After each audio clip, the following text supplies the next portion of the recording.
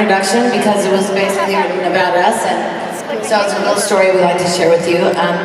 This is how it starts. Lindsay Buckingham grew up in San Francisco, and my family was living in Los Angeles, and we got transferred up to San Francisco when I was a senior. Lindsay was a junior. I met him one time, and we sang a song, and then I never saw him again. Don't have any idea where he went, but he just disappeared.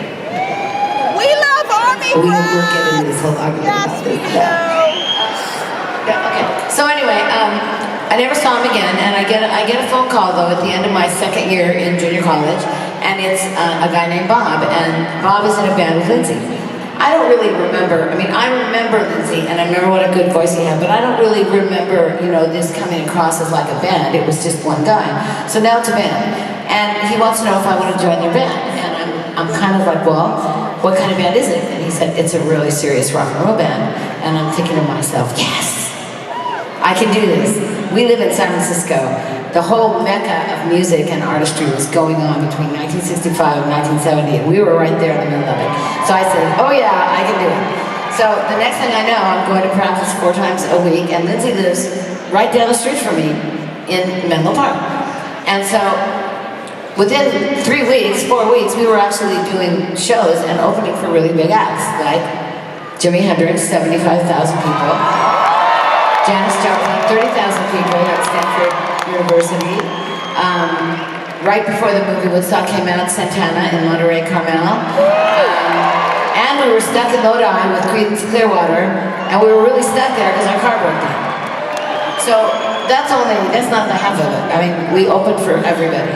So we made really good money, and I'd heard this rumor that there was this amazing store up in downtown San Francisco where you could buy like amazing clothes, and that's where the rock and roll women that had any money and that were kind of famous went to buy their clothes. So I said, well, I'm going.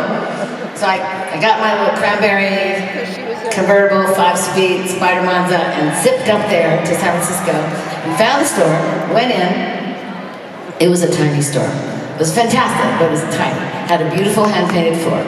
And I'm standing there like, I can't afford anything here. I just know it. I didn't even really bother to look at the price. You can now, so, but I'm realizing that I'm standing probably in the same place that Janis Joplin stands, or Grace Slick stands, or a myriad of other very famous women have stood. And I'm going, so I'm not buying clothes, but I'm sure as hell standing in the place where the great women have stood. So I had a definite premonition at that moment where I felt what was coming. It's like I saw the future, and I'm not kidding. I felt it, and I turned around and walked out of that store a different person. This store was called the Velvet Underground. So it really touched me and made an imprint on me. And the reason I'm telling you this story is because I always like to remind people that if you have a dream, don't let anybody take your dream away from you, and don't let people say, even in this high-tech world, that you can't do what you want to do, because you can. You just have to really want to do it and fight for it and tell people, get out of your way so that you can make your life great, because otherwise your life's going to suck. And you don't want it to, because you don't have to. You can have everything. You just have to reach out there and do it. So I'm back to the Velvet Underground, back to the floor that I loved, to a room with some lace and some paper flowers, back to the Gypsy that I was.